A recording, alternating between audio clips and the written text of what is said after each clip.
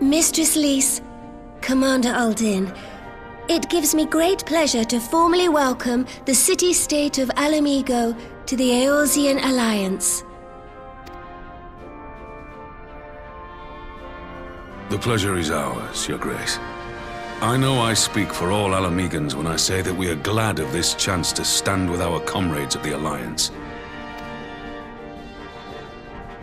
And we, for our part, are glad indeed to be able to welcome friends both old and new. Lord Hien of Doma, at your service. Pray, accept my heartfelt thanks for your generous invitation. Nay, 'tis we who must thank you for journeying so far. And 'twould be remiss of me not to acknowledge the part the Scions of the Seventh Dawn have played in bringing all of us together. In times of great unrest, you and yours have been our constant companions, without whom we would not be here. With apologies to Lord Hien and Mistress Alize, it occurs to me that we have not gathered in this way since that fateful day in Uldar. The day I lost my arm and my freedom. As I lay in my cell, never did I dream that I would one day be given the chance to represent my homeland at this council. I would not even be alive had you not plucked me from the jaws of death. You, Yugiri, and Alphino. Would that the lad could be with us.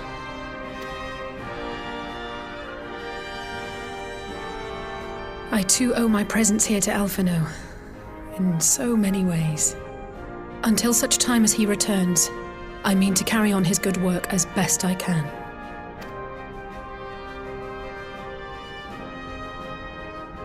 Come, friends, let us leave the past in the past and turn our eyes to the future.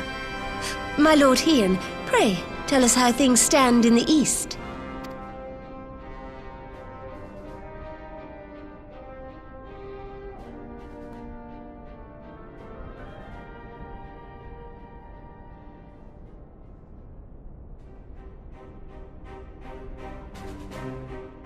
Having heard the rumors of dissent in Garlemald, I dared to dream of a peaceable solution.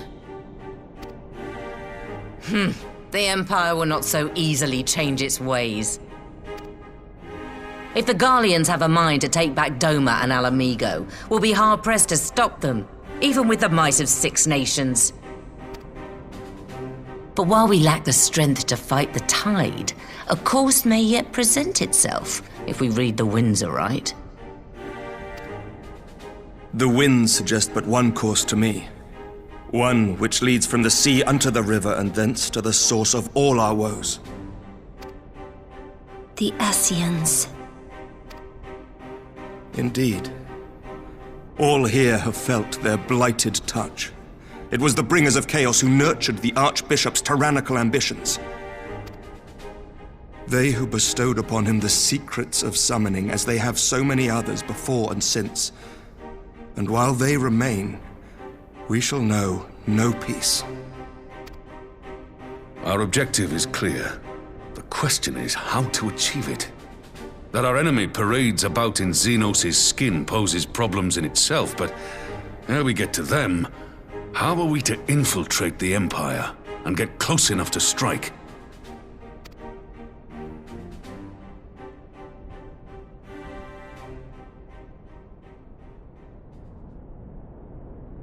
While I see the wisdom in targeting the Ascians, an assassination attempt on Garlean soil would do little to aid our cause, even were it to succeed.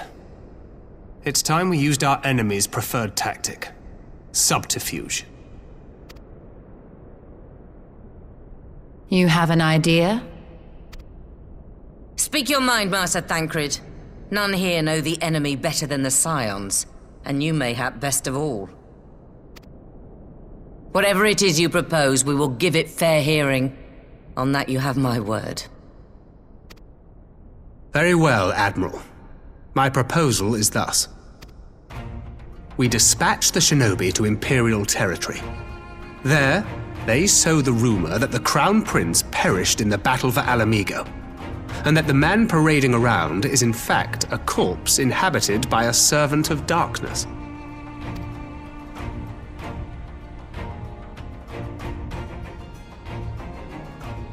Well, it does have the ring of truth about it. And were the Garleans to learn that their future ruler is a puppet, the Empire would be shaken to the core. But at the risk of sounding stupid, would they actually believe such an unlikely story? I didn't. Ordinarily not. But prior to his miraculous recovery, rumors of Xenos' death had already begun to circulate around the Empire. Ultimately, however, what the masses believe is not our chief concern. Our true objective is to create an opening for rival factions within Garlemald to exploit. Just as a war of succession erupted in the wake of Emperor Solus's death. A war which raged until but recently, plunging the Imperial House into disarray as nephew and uncle grappled for the throne. It is no coincidence that one of Varus's first acts as Emperor was to name Xenos heir apparent, family feuds being so tiresome when armies are involved. Not all welcomed his choice of successor, however. There is no shortage of individuals who aspire to the throne, who would jump at any chance to seize power. The news that Xenos is not only dead, but a puppet to diabolical forces, would be too enticing to ignore. The Empire would not be quick to recover from a second war of succession. I am no stranger to infiltrating Imperial territory. With a team of operatives gathered from among the Alliance's finest, the plan should have a reasonable chance of success. Doma already has shinobi in place throughout the provinces. We stand ready to act, and act we must. What say you all?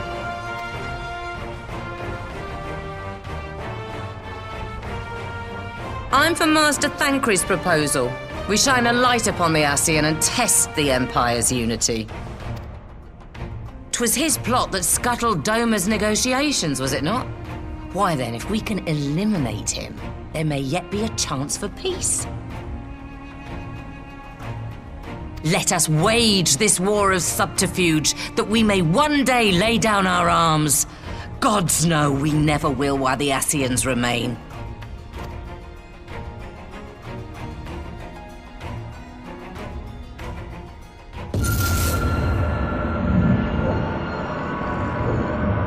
That way. Sorrow.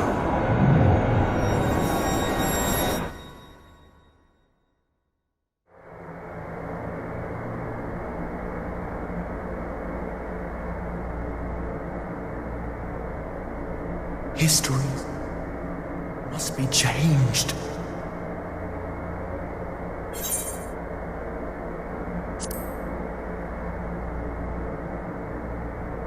Ahead looms a calamity. Ahead looms light, expunging all form and life. Twin dooms only you can forestall. Only you. What's the matter?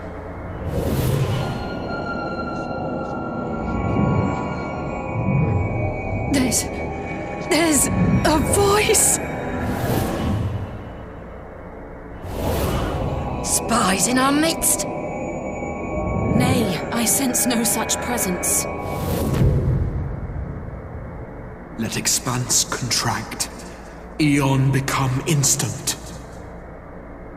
Throw wide the gates that we may pass.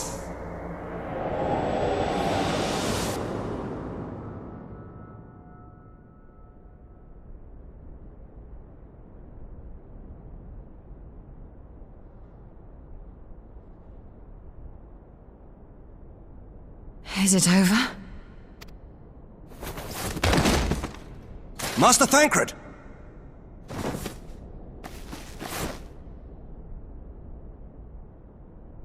12 for Fend. Bear him to a private chamber. Have every healer make ready. Swiftly!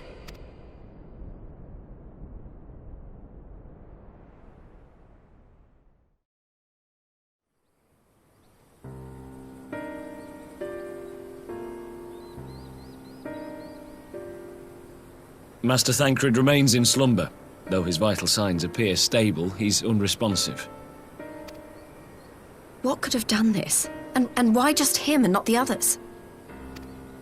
I'm afraid we could not identify the cause, my lady. Our examinations revealed no wounds, nor the presence of any poisonous substances. Gods, that only makes it worse. You're to let us know the moment there's any change, all right?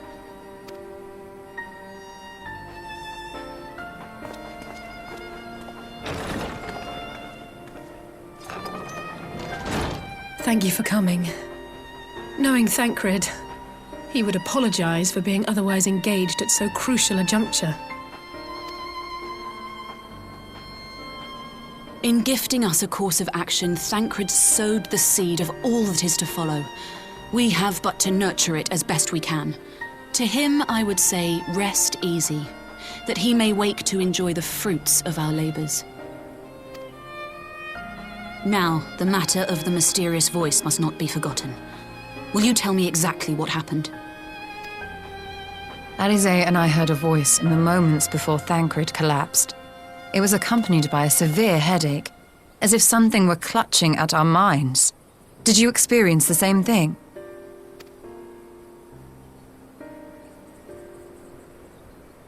So, in between the voice and the pain, you felt as if you were somewhere else entirely?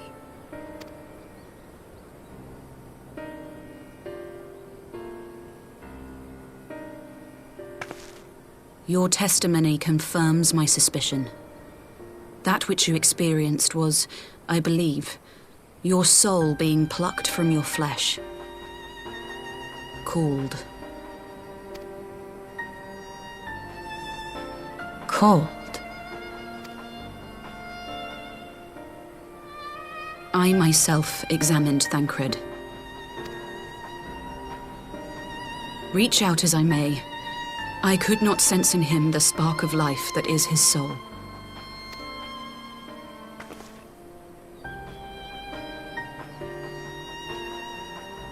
That Thancred alone was stricken so is likely due to his heightened sensitivity to the effects of ether, a consequence of his prior possession by the Ascian, the Hebrea. The owner of the voice, whoever it may be, reached out to you, called your souls, and in so doing, caused you and yours such pain. But if that's true, where exactly are we being called to? I know not. Yet one thing is plain. Whoever waits for you on the other side is possessed of a power unlike any I have ever known.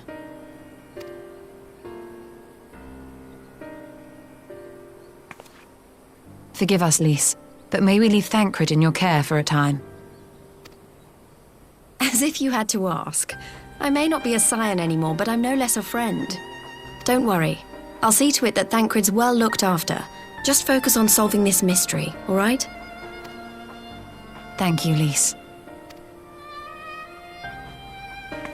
As the Elder Seedseer says, 'tis no ordinary individual we are dealing with. Nor can we discount the possibility of Ascian involvement. Whoever or whatever is behind this, the sooner we find out, the better.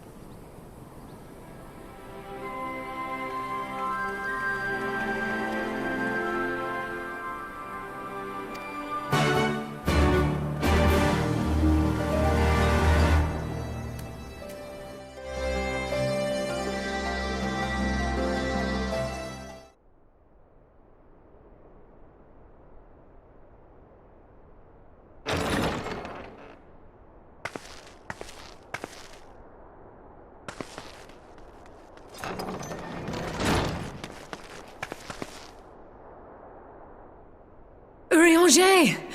Gods, it's good to see you.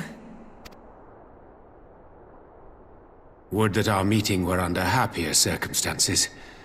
I judged the voice sufficient cause for concern even before you sent word of its effect on our comrade.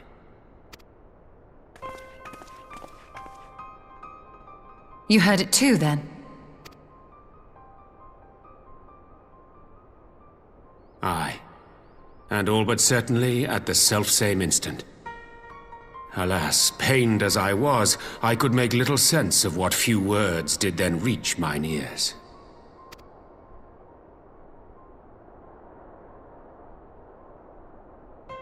Who do you think is responsible? Could this be the Ascians doing? That I cannot say. Not when so little is known. Ere I indulge in speculation, I would examine Thancred with mine own eyes. To Alamigo, then, without further delay. One other thing. During my visit to the Far East, I observed a strange phenomenon. Thou referrest, I presume, to the localized reduction in etheric density. Well, that spares me the trouble of an explanation. Yes, I noted precisely that at two apparently unconnected locations. I take it the phenomenon is not limited to the Far East. Indeed not. Of late, our agents charged with surveilling the beast tribes have spoken of little else. In every corner of the realm, they tell of places in which the ether hath grown thin. Naturally, my suspicions first turned to primal activity, but the areas thus affected betray no evidence of summoning. I must confess to being quite perplexed. If the same phenomenon is being observed in multiple locations on opposite sides of the world, we may safely discount regional factors. Needless to say, this warrants further investigation. Indeed, I shall make it my task to.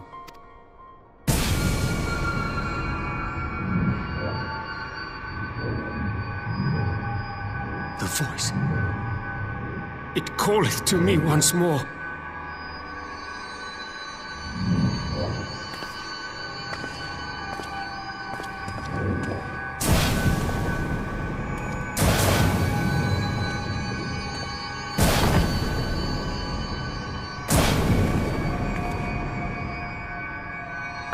I hear it too.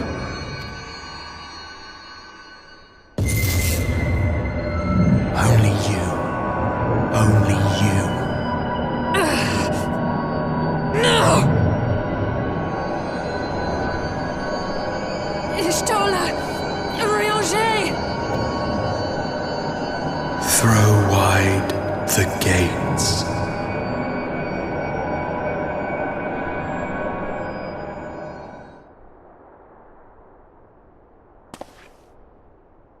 No! No, this can't be happening!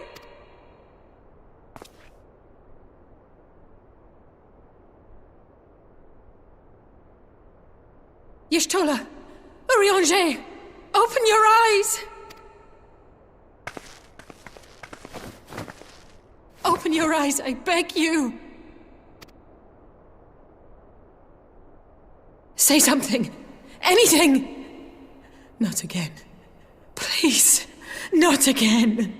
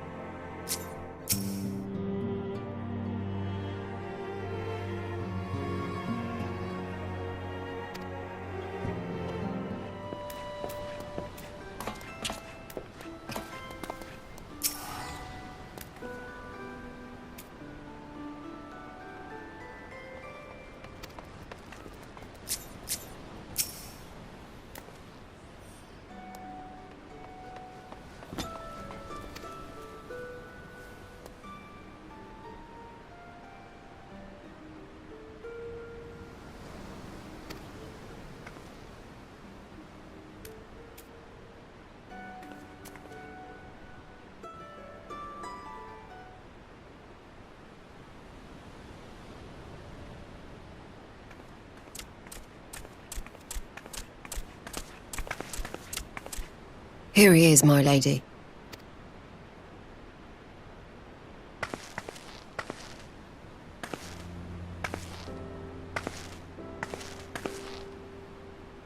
Gabu, it's been too long.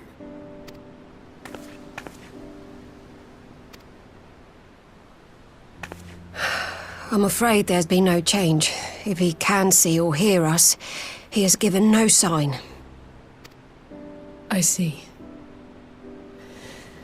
You're still fighting. I'm proud of you.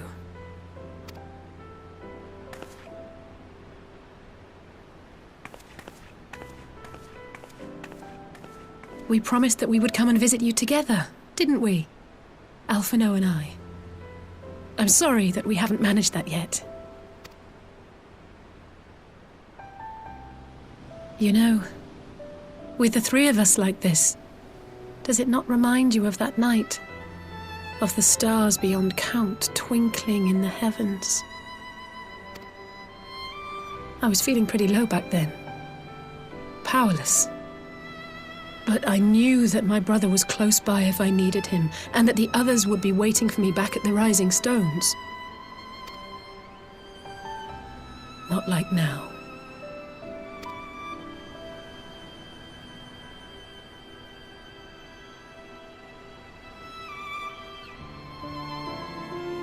I've seen my share of trouble since coming to Eorzea. Been reminded again and again of my limitations, of how little I can change about this world. And I've come to know the sorrow of parting all too well.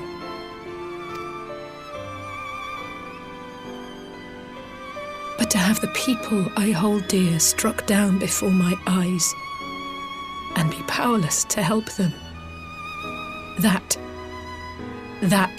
I cannot bear.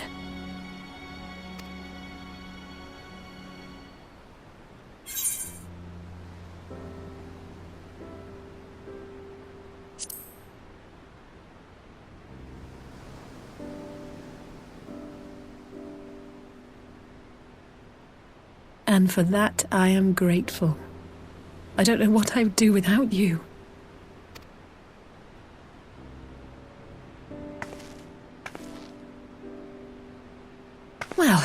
That's more than enough brooding for one day.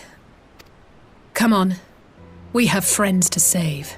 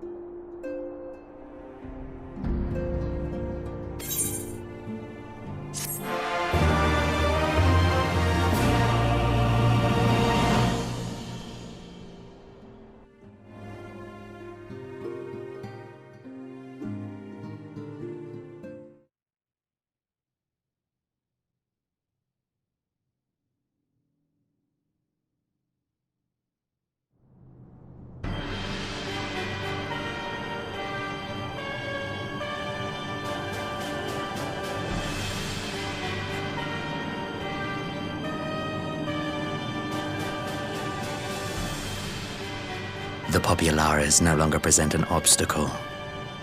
Now is the time to bring the Empire's might to bear. A word from your Radiance is all it takes.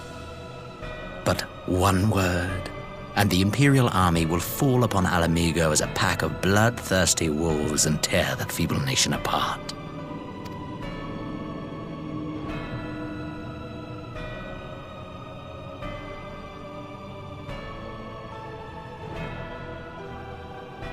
Have you no words for me? Despite the lengths I go to, an emissary playing the part of a fool. When first I took this face, I swore to use all of my knowledge, all of my power, to further the cause of the Empire. My deeds stand testament to my commitment. And with this adamant flesh at my disposal, I could destroy the Icon Slayer as easily as one might swat a fly. Why do you hesitate?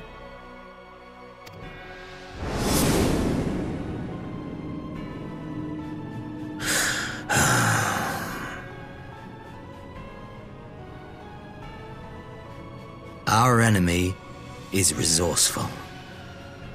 Though victory is certain now, it will not remain so indefinitely. Deliberate if you must, but be quick about it. We'll speak again when you have unburdened yourself of doubt. Until then, I take my leave, Father.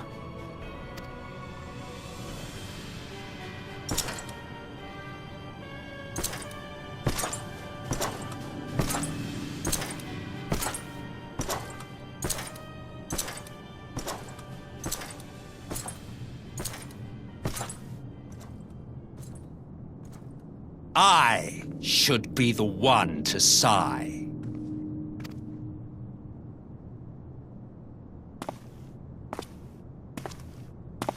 I played my part to perfection. I had earned my rest, and then, thanks to La Habrea's crowning act of idiocy, our favorite emissary sees fit to summon me back. Elidibus was ever a warrior. A most tiresome trait, would you not agree?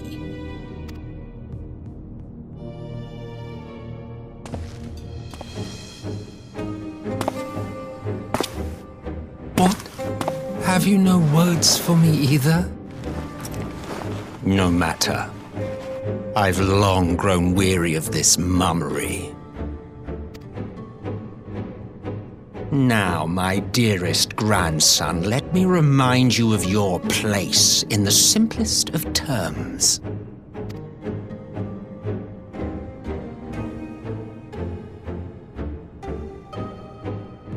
You do not make judgments, you administer them. Swiftly and to the letter. Naught else is your concern. Elidibus may be an insufferable bore, but he is no fool. His choices as emissary seldom err.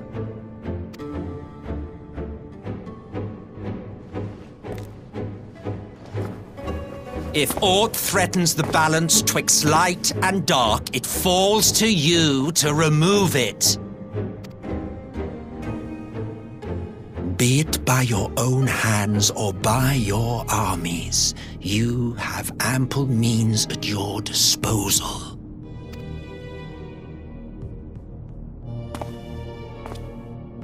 That is why this empire exists, why I built it. Oh dear, have I touched a nerve? You always were an easy one to read. I pity you, I do. As they say, ignorance is bliss. And I know how much happier you would be not knowing the things you know. The founding father was an Ascian, and he created the Empire solely for the purpose of sowing the seeds of chaos.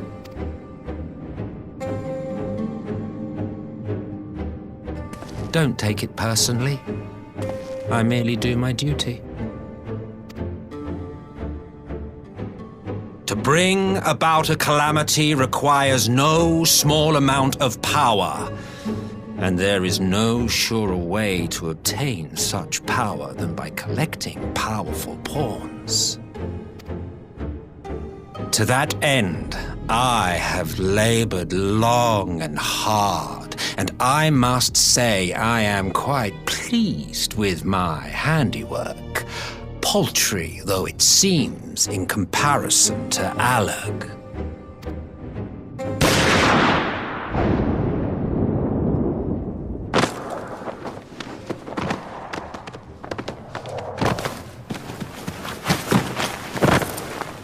You fiends are overfond of your own voices.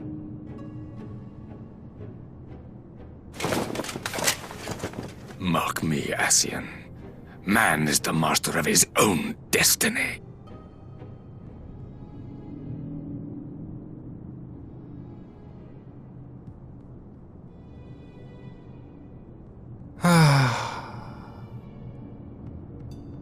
Such a waste of time and energy, both yours and mine.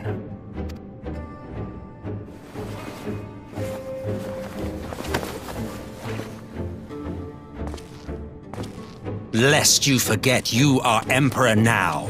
If you wish to spout drivel about man's destiny, save it for the masses. It will serve to give them a sense of purpose, and you pliant pieces for the game.